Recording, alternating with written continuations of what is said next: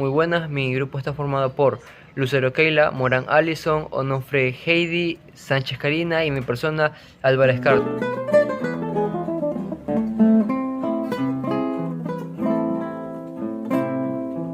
Le vamos a hablar sobre la escuela quiteña. La escuela quiteña es el nombre de un grupo de expresiones artísticas. El movimiento se desarrolló entre la audiencia real en Quito, especialmente durante el periodo colonial, en 1542 a 1824. La fama del movimiento se extendió incluso a Europa, donde monarcas como el rey Carlos III expresaron lo siguiente: "No me preocupa que Italia tenga a Miguel Ángel. En mis colonias de América yo tengo a Caspicara". Las artes plásticas de esta escuela florecieron y aún hoy quedan importantes huellas en pintura, escultura y arquitectura.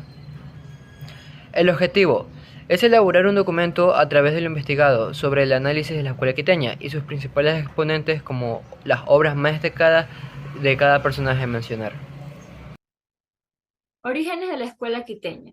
Del crecimiento de la primera generación de quiteños, luego del establecimiento de la Real Audiencia en Quito en 1534, existe la necesidad de crear un lugar o espacio donde las personas puedan obtener una educación adecuada. De esta forma, la tarea fue encomendada al entonces profesor Juan Griego, quien instruyó a la gente de la pequeña ciudad de Quito. Como no había un sitio adecuado, se estableció una escuela en la catedral. Luego, en 1552, la obra fue cedida al obispo Francisco Morales, quien estableció el primer centro de educación formal en los evangélicos de San Juan. Desde hace 6 años, la escuela se dedica a la formación práctica, además de leer y escribir. Es posible aprender otras actividades como sembrar, usar arados y quemar ladrillos.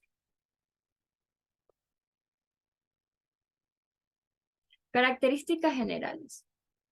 Las obras de esta escuela se caracterizan por una combinación y adaptación de los elementos europeos y folclóricos. La escuela quiteña fue el barroco en su mayor esplendor, finalizando con la época rococó, que a su vez dio lugar al periodo de transición del neoclasicismo temprano a la fase republicana. Uno de los elementos más característicos de la escuela quiteña es su técnica de realización, pues también se sabe que imita el color de carne humana, haciendo más natural la piel de rostro de la cultura. La escuela quiteña descubrió nuevos pigmentos como el ocre oscuro de huesos de animales, el ocre vermellón de ataco y achiote, y los colores más intensos y ciertos como la cochinilla. Otro elemento representativo del género es el movimiento corporal, que se expresa principalmente en la escultura. Además, primero aplique pan de oro o plata y luego aplique pintura u guache para darle un aspecto especial o un brillo metálico. En las obras de arte de la escuela se puede admirar la representación de personajes, muchos de los cuales tienen rasgos mestizos y trajes locales.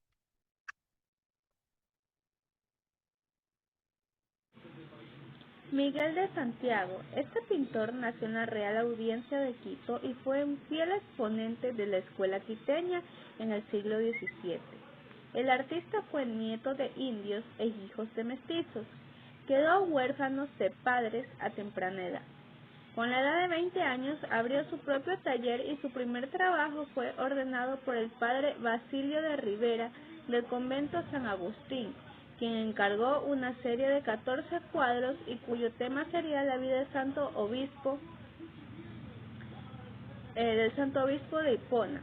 Este primer trabajo se caracterizó por resaltar en cada cuadro la composición formada de estructuras arquitectónicas, paisajes y distancias atmosféricas. Ello contribuyó a Miguel de Santiago se convirtiera en uno de los artistas favoritos de los agustinos. También le valió la fama en el ámbito de las familias más acaudaladas para la época. Posteriormente, este pintor realizó algunos trabajos de pintura para el convento de la Merced, los cuales fueron titulados La doctrina cristiana. De igual manera, pintó la sacristía de la iglesia del Guápulo, donde dejó su arte en la confección de paisajes andinos de la Real Audiencia de Quito. La fama de este pintor ecuatoriano llegó a la capital del del Virreinato de Bogotá, donde llegó a conocer al pintor Gregorio Vázquez de Arce y Ceballos, quien le obsequió el cuadro El Alabado, en que en la actualidad se exhibe en la iglesia San Francisco. En este templo el artista también trabajó en un total de 11 pinturas dedicadas al Ave María, que ha sido considerada como uno de los vínculos entre Quito y Bogotá. Javier de Garivar nació en el año de 1665 en un barrio tradicional de Quito, llamado San Roque, y murió en 1736. Se dice que aprendió el oficio de pintor en el taller de Miguel de Santiago, así como también mantuvo vínculos estrechos con el santuario de Nuestra Señora de Guápulo, iglesia que contiene un amplio lienzo en un epígrafe. Fasic Garivar está situado en la parte lateral de la nave. El cuadro alega el aspecto del retablo y presenta a la Virgen de Pilar acompañada a los 4 doctores de la iglesia. Entre sus obras más sobresalientes está la serie de profetas del Antiguo Testamento. Son un total de 16 cuadros ubicados en los pilares que se levantan junto a la nave central de la iglesia de la Compañía de Jesús. Se cree que estos lienzos estarían inspirados en los grabados de la Biblia de Pexana, la cual fue publicada reiteradamente en los siglos XVI y XVII. Además, también se le puede adjudicar la ejecución de los 4 de los reyes de Judá, los cuales se ubican en el convento de Santo Domingo en Quito. Muchas otras obras se le atribuyen al pintor quiteño. Sin embargo, hay poca evidencia sustancial de que él fuera el verdadero autor de estas obras. Bernardo de Legarda, nacido en Quito a fines del siglo XVII, fue un escultor, pintor, dorador, platero y espejero. Perteneció a una familia de escasos recursos económicos. Sin embargo, gracias al esfuerzo de su padre, consiguió entrar a algunas de las escuelas de arte que surgieron en el Quito colonial entre los siglos XVII y XVIII, donde conoció algunos de los secretos del arte de la época. Su invaluable obra artística alcanzó su apogeo entre 1730 y 1773, caracterizada por temas religiosos, retablos y calvarios que aún adornan como reliquias algunos de los templos más antiguos de Quito. Su obra más famosa es La Inmaculada, tallada en 1734, cuando el maestro alcanzó la sublimidad. Esta obra también es conocida como la Virgen de Quito, misma que actualmente se venera en la iglesia de San Francisco. Como artista imaginero, Legarda pudo convertir las naves de los templos en galerías de arte y en museos de arte religioso, haciendo que sus obras expresen la belleza y el valor decorativo. Para 1745 se propuso dorar el tabernáculo del altar mayor de la iglesia de la Compañía, y un año después decoró la media naranja de la cúpula del Sagrario. Manuel Chili, nombre artístico Caspicara. Manuel Chili fue un escultor indígena, apodado Caspicara. Probablemente nació en Quito alrededor de 1723 y en general los expertos creen que murió en 1796. Fiel a la norma áurea de imaginería barroca, creó los motivos religiosos en madera y mármol. Sus maestros más influyentes fueron Diego Droble y Bernardo de Legarda. Se le atribuyen muchas composiciones, varias de las cuales son favoritas de los ecuatorianos, por la belleza de cómo los hizo, entre las que se destacan el Cristo del Belén, la Asunción de la Virgen que adorna la iglesia de San Francisco, el Cristo yacente, como se muestra en la imagen, y la Virgen de la Luz que custodia el Museo del Banco Central del Ecuador. Manuel de Samaniego. Nació alrededor de 1767 en la zona de San Blas de Quito y murió en 1824. Su interés por afirmar el genio individual y su inclinación por el trabajo intelectual indican el surgimiento de una nueva conciencia artística a finales del periodo colonial. Muchas de las obras de él se encuentran en el Monasterio Mercenario de Quito. Incluyen 2 lienzos que representan a Nuestra Señora de la Merced y otro cuadro que representa a la Inmaculada Concepción, y una sala dedicada a la Santa Pastora junto a Bernardo Rodríguez. Samaniego también se encargó de la decoración de las celdas del claustro de la provincia conventual. Los colores pasteles dominantes, la rica decoración floral y el uso repetido de rocallas en los frescos indican los nuevos intereses formales de su tiempo. Samaniego completó la cúpula de la catedral, obra iniciada por Antonio García. También pintó para la catedral los lienzos de la Virgen de Tránsito de la Tabla de Coral y escenas de la vida de Jesús en la Albanega. A diferencia de la mayoría de artistas coloniales antes que él, Samaniego se aseguró de firmar muchos de ellos. Es un grupo de pinturas con aleatorias de paisajes europeos en el Museo Jacinto Gijón. Es interesante que Samaniego mostró interés en estudiar las teorías del arte formuladas por nuestros europeos anteriores.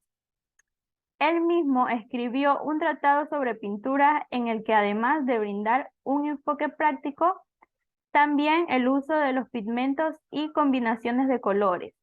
Transmitió los textos originales de los escritores de Francisco Pacheco y Karen van Mander. También copió capítulos sobre el orden clásico del Tratado de Arquitectura de Witmola.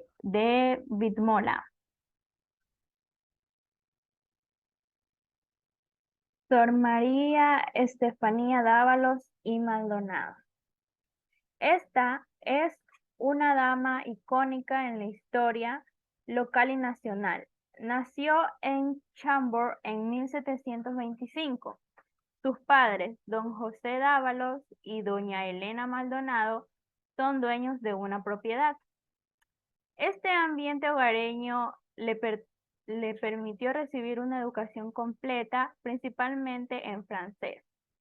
Es un ambiente colonial insólido. A los 18 años recibió permiso de su padre para ingresar al convento Carmen de la Santísima Trinidad en Quito. Conoció como Carmen Bajo a Carmen Moderno. Así pudo llevar a cabo su misión religiosa. Confiesa que, de acuerdo con los requisitos religiosos de la época, cambió su nombre por el de la hermana Epifania Joset, según el cual apareció en los libros monasterios. El 25 de febrero de 1742 se vistió con el hábito carmelínico y un año después, el 26 de febrero de 1743, se confesó su trayectoria y el convento fue ejemplar, distinguiéndose por la misión que realizó para la comunidad de Santa Teresa de Jesús.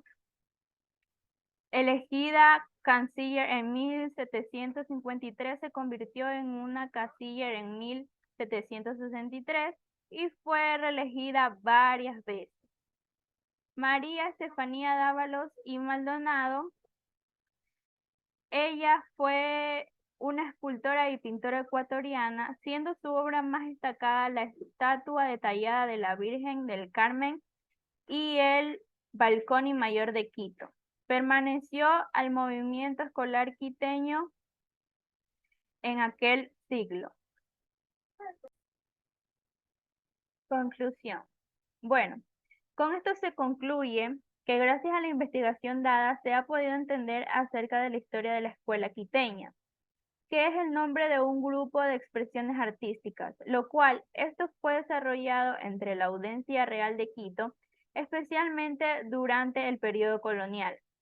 También se logró entender más sobre cada uno de los personajes principales que hemos expuesto, sobre las obras más destacadas de cada uno de todos los personajes mencionados. Gracias.